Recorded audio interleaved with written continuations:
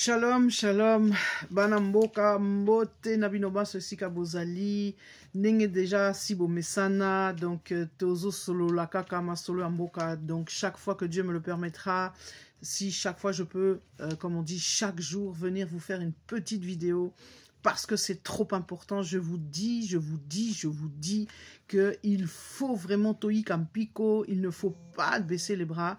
La guerre sera peut-être longue, mais ce qui est sûr, c'est que nous vaincrons.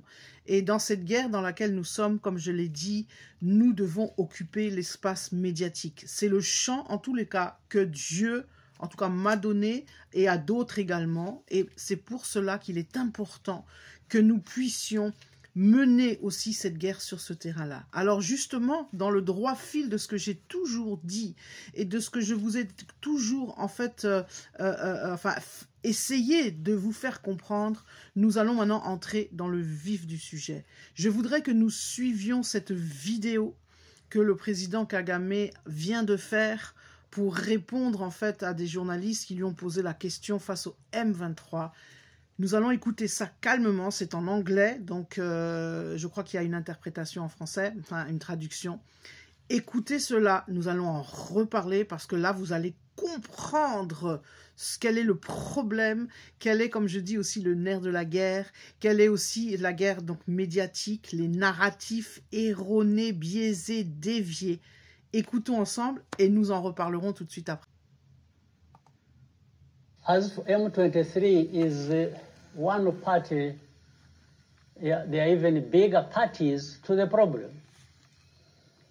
Do you want me to sympathize with the Kinshasa government that is actually the root cause of all these problems or behind these problems we have today?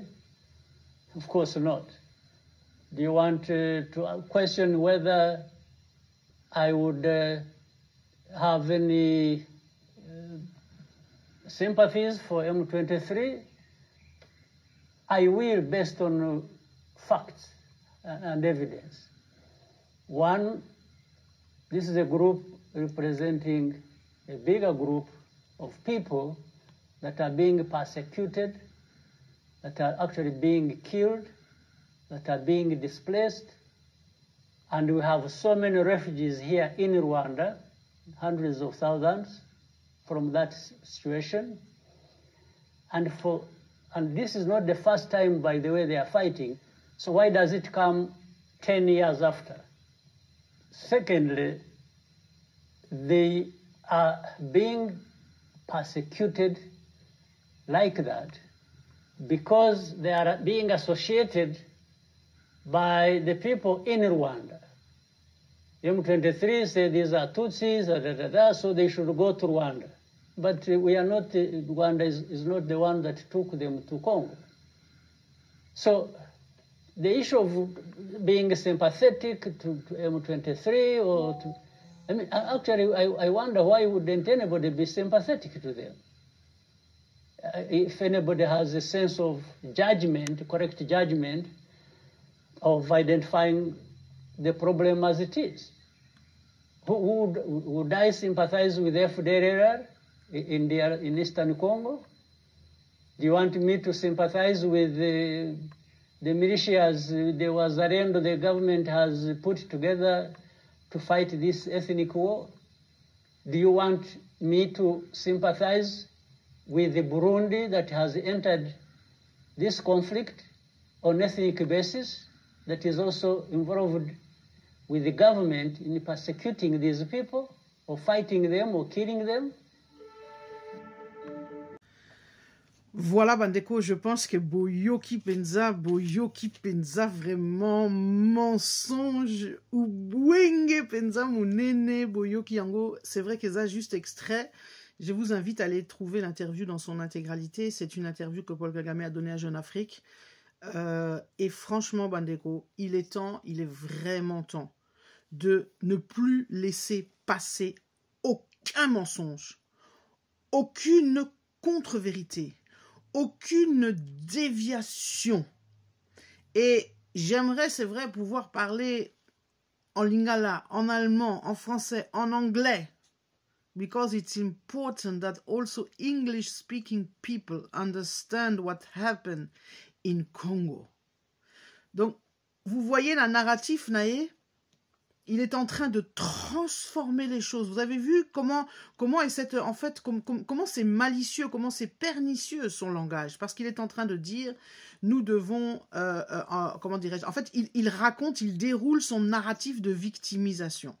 De dire que oui, nous pauvres Tutsis, nous sommes persécutés, on nous veut du mal, avec son histoire de FDLR qui n'a plus aucun sens, parce que 1994, et aujourd'hui on est en 2025, ça fait plus de 30 ans. Donc déjà, Wana Penza Lokuta, il faut qu'on stoppe ça. Mais ensuite, il est en train maintenant de dire, parce que lui a transporté le problème du Rwanda au Congo, lorsqu'il est venu, qu'il est entré avec la FDL, c'était pas pour soutenir Laurent Désiré, pour le mettre à la place, lui son problème c'était de tuer tous les réfugiés Hutus et toute personne de toute façon qui pouvait faire de l'ombre à son régime, ce qu'il a fait depuis plus de 30 ans, nous voyons sa politique. Et il est venu simplement transposer le problème à l'est du Congo pour venir, Dengena expliqua Kibino, politique de remplacement, pour venir maintenant dire que je dois venir en aide à mes frères. Donc déjà en disant ça, il parle de personnes, vous voyez, il est malin, il n'ose pas dire les Tutsis, parce que sinon là, son mensonge va tellement tomber en miettes. Mais il dit, je dois défendre nos frères qui sont persécutés, etc. Comme si au Congo, on persécutait qui que ce soit. Est-ce qu'au Congo, on a persécuté un seul Tutsi? Non, franchement, Bandeko. Oui, en 1998, à Kinshasa, quand Laurent Désiré Kabila avait dit, parce qu'on en a eu marre, et qu'il faut, quand il y a la guerre, c'est la guerre. Oui, il y a eu cette chasse aux Tutsis, c'est vrai. J'approuve pas, mais la guerre, c'est la guerre, malheureusement. C'est lui qui nous amène ces histoires-là. Donc, mais à l'est du Congo, c'est lui, avec ses troupes, qui sont en train de tuer, de piller, de violer, qui ont commis un génocide. Depuis plus de 30 ans qu'ils sont en train de faire ces horreurs. Et maintenant, voilà comment ils se présentent. Vous voyez, ce discours mensonger, victimaire qu'on doit refuser. Il n'y a aucun massacre de Rwandais ou de Tutsis à l'est du Congo. Ça, c'est une erreur. C'est eux, au contraire, qui massacrent les autres. Hutus, Congolais, etc. Je vous l'avais expliqué, Naïbsa Kibino Bandeko, que ce narratif est complètement mensonger. Et je vous avais expliqué leur stratégie, qui était, comme je l'ai dit, en 3 temps. Invasion, occupation, remplacement. Nous sommes dans cette 3e partie où il a installé à l'intérieur de la RDC. Rappelez-vous, il y en a qui ont la mémoire courte, quand on avait vu passer ces espèces de pasteurs avec tous ces troupeaux, vous vous souvenez pas, ces troupeaux de vaches qui ont traversé le Congo de l'Est à l'Ouest. Tout ça, c'est parce que, en fait, il est en train de placer ces Tutsis-là, ces gens-là, pour semer ensuite des troubles, pour susciter. Vous avez entendu parler qu'à un moment donné, il y a eu des massacres au Kassai, il y a eu dans le Bandundu des fortes, comment dirais-je, des fortes, enfin pas insurrections, mais des gens qui se sont tapés dessus. Tout ça, c'était instrumenté par Yé, par Batonaïé. Et c'est ce qu'il a fait en faisant du remplacement, c'est-à-dire quand on élimine toute la population autochtone et qu'on la remplace par des Tutsis, c'est évident que ensuite vous avez ces gens-là qui aujourd'hui se réclament parce qu'aujourd'hui, ayant tué tous les occupants, tous les voisins, maintenant, ils sont les seuls sur la terre. Donc maintenant, évidemment, ils vont réclamer la terre en disant c'est notre terre. Voilà la vérité. Voilà le discours qu'il est en train, enfin le plan qu'il est en train de mettre en place. Et voilà pourquoi on ne peut plus laisser passer des discours mensongers. Donc mes frères, mes sœurs congolaises, we need to stand up. And I'm really congratulating. I really want to congratulations for all these English Congolese people who are telling the truth, who are stand up to tell the truth. Et c'est vraiment que Dieu les bénisse, mes frères et mes sœurs anglophones. C'est ce que nous avons besoin.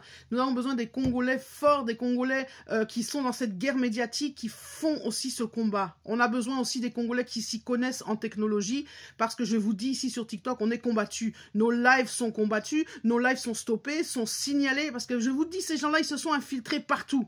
Mais aujourd'hui, on va faire la contre-offensive. Nous aussi, Congolais, je connais, il y a des jeunes Congolais, ils s'y connaissent aussi en informatique. Ils savent faire. Donc, je vous appelle à vous lever pour faire le job, Bandeko. Nous sommes en guerre. Il ne faut pas que Tobo s'en aille lokoana et nous devons la mener jusqu'au bout. Que Dieu vous bénisse.